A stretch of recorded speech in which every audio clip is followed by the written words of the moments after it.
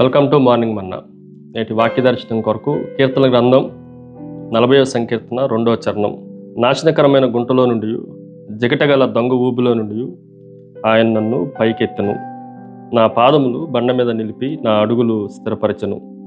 మరొకసారి దావీదు జీవితంలో దేవుడు అనుగ్రహించిన గొప్ప వాగ్దానాన్ని, విశ్వాసులందరికీ దావీదు బోధించే బోధను ఈ ఉదయకాల సమయంలో మనం గ్రహించాలి. 4 ప్రాముఖ్యమైన విషయాలు మీకు జ్ఞాపకం చేస్తాను.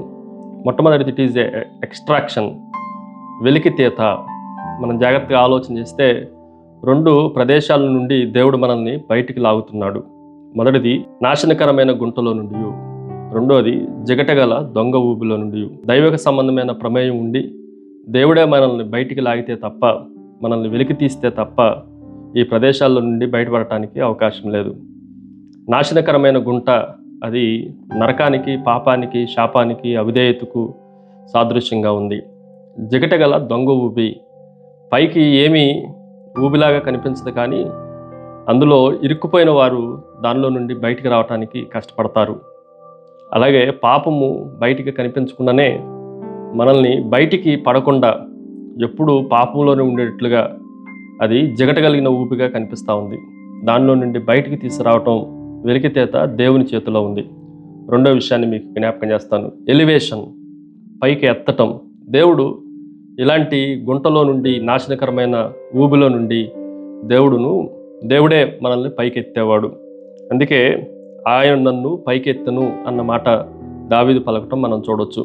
భయంకరమైన పరిస్థితుల్లో గుంటలో నుండి, ఊబిలో నుండి తొలగించటం మాత్రమే కాదు దేవుని పని, మనల్ని పైకెత్తటం కూడా దేవుని చేతిలోనే ఉంది.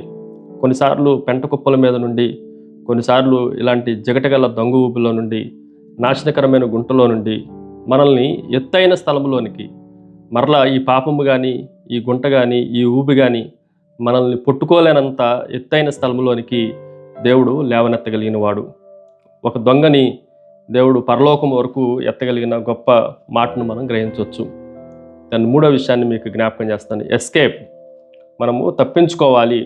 జిగటగల దొంగ ఊబిలో నుండి, అది దొంగ ఊబి అని రాయబడింది, అది జిగటగల బంకమట్టి అని రాయబడతా వచ్చింది.